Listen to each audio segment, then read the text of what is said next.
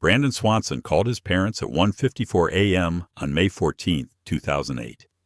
He told them he'd gone into a ditch near Lind, Minnesota. The call lasted 47 minutes. Then it ended mid-sentence. He said one word, "Oh, shit."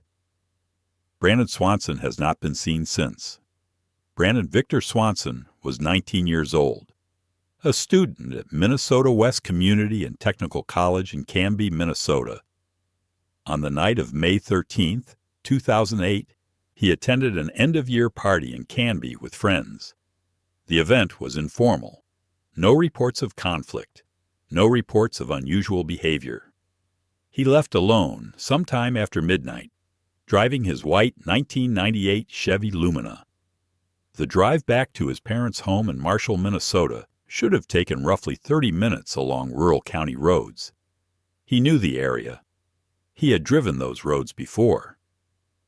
At approximately 1:54 a.m., Brandon called his father, Brian Swanson. He said he had driven into a ditch. He was not injured. The car was not severely damaged. He asked for help getting the vehicle out. His parents left immediately. Brandon told them he was near the town of Lind along Highway 68. His father and mother, Annette, drove to that area. They did not find him. They called him back. Brandon said he could see the lights of the town. He began walking toward what he believed was Lind while staying on the phone. The call continued for 47 minutes. During that time, Brian Swanson honked his horn. Brandon said he could not hear it. The parents flashed their headlights. Brandon said he could not see them. He described his surroundings: fields, roads, no structures nearby. He said he was walking along a rural road and would meet them in Lind. At 2:30 a.m., Brandon told his father he was near what he thought was the town. Then he said, "Oh, shit." The line went dead. His parents continued calling.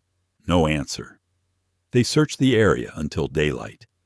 At 6:30 a.m., they contacted the Lind Police Department. Law enforcement responded. However, because Brandon was 19 years old and because there was no evidence of foul play, the case was not immediately classified as urgent. The assumption was that Brandon may have walked away voluntarily, or that he would turn up later that morning. By midday, when he had still not appeared, search efforts began in earnest.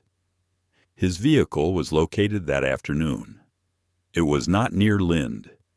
It was found in a ditch along a gravel road near Taunton, Minnesota, roughly 25 miles away from where Brandon believed he was. The car was slightly damaged, but operational. The keys were not inside. His glasses were left on the dashboard. There were no signs of struggle, no blood, no belongings missing except his cell phone, which he had with him during the call. This raised the first critical question. Why did Brandon believe he was near Lind when he was actually near Taunton? Taunton is northeast of Canby. Lind is southwest of Canby. If Brandon was driving home to Marshall from Canby, the logical route would take him through Lind. But he never reached Lind. Instead, he ended up in the opposite direction. Investigators reviewed the route. It is possible to become disoriented on rural Minnesota backroads at night, especially with few landmarks and limited lighting. Some have theorized that Brandon may have taken a wrong turn leaving Canby and continued on an incorrect route without realizing it. There is no official record of what exact path he took. But there is no record of what he saw either.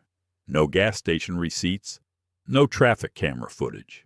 In 2008, this area had minimal surveillance infrastructure. What is known is that Brandon's phone records were pulled.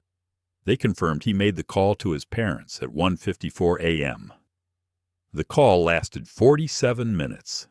The final ping from his phone was near the area where his car was found. After that, the phone either lost signal, lost power, or was turned off. It was never recovered. Search teams were deployed. Volunteers, police, and search and rescue crews covered hundreds of acres around Taunton. They used dogs, aircraft, and all-terrain vehicles. The area was largely farmland, flat, open, with occasional tree lines and drainage ditches. The search focused on the area surrounding the car and the route Brandon would have walked if he was trying to reach Lind, or if he was trying to find help. Nothing was found.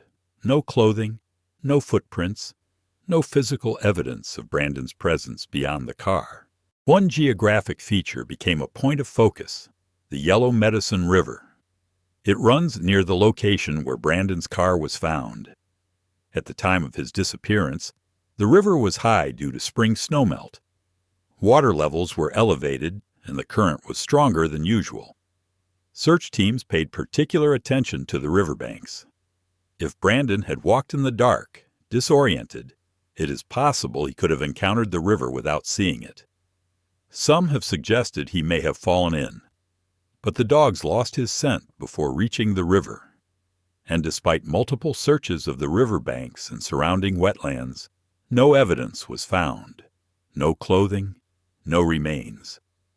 The water was searched. Divers were brought in at various points over the years. Nothing was recovered. Several theories have been proposed. None have been confirmed. Theory 1. Brandon became disoriented, walked into a rural area or body of water, and succumbed to the elements or drowning. This is considered the most likely scenario by some investigators. However, the lack of physical evidence remains unexplained. Searches were extensive. The terrain is not densely forested. Bodies are typically recovered in cases like this, even in rural areas. Theory 2. Brandon encountered someone after the call ended, either accidentally or intentionally, and met with foul play. There is no evidence supporting this. No witnesses. No suspicious persons reported in the area. His tone on the call was calm until the final moment. He did not indicate he saw anyone or felt threatened. Theory 3. Brandon intentionally disappeared. His family has consistently rejected this. There were no behavioral red flags, no financial trouble, no known mental health crises.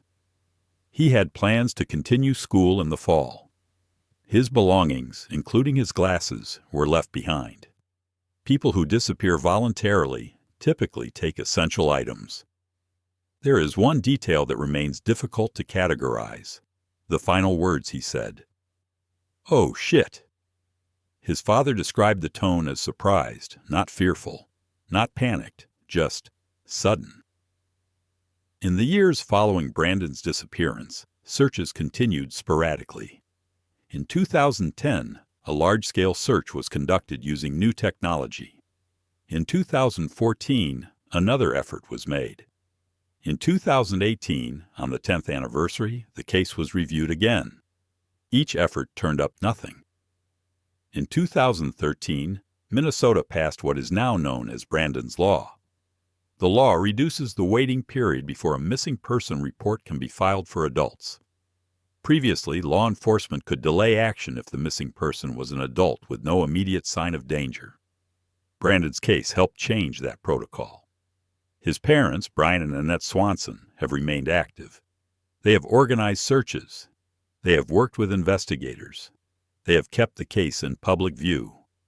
But no trace of Brandon has ever been found. As of now, the case is classified as an open missing person investigation. The Lynn Police Department, the Lincoln County Sheriff's Office, and the Minnesota Bureau of Criminal Apprehension remain involved. There are no suspects, no persons of interest, no credible sightings, no remains. The case file contains witness statements, search reports, phone records, and vehicle analysis. But it does not contain an answer. There is a gap in the file, and that gap begins at 2:30 a.m. on a rural road in Minnesota in the dark, when a 19-year-old said 2 words and then went silent. What happened in the seconds after Brandon said, "Oh shit"? That moment is not recorded. His father heard the line go dead. He did not hear a struggle. He did not hear a crash. He did not hear water. Just silence. What did Brandon see? What made him react? There is no second witness. There is no footage. there is no physical scene. There is only the absence of him. The Brandon Swanson case remains open, not because evidence was destroyed, not because witnesses refused to speak, but because there is no evidence at all. He walked into a landscape that swallowed him completely. And after more than 15 years, that landscape has not given him back. The file is still active, but it is unfound. If you have information regarding the disappearance of Brandon Swanson, contact the Lincoln County Sheriff's Office or the Minnesota Bureau of Criminal Apprehension. This is the unfound folder. Some cases remain open, not because they were ignored, but because the answer was never there.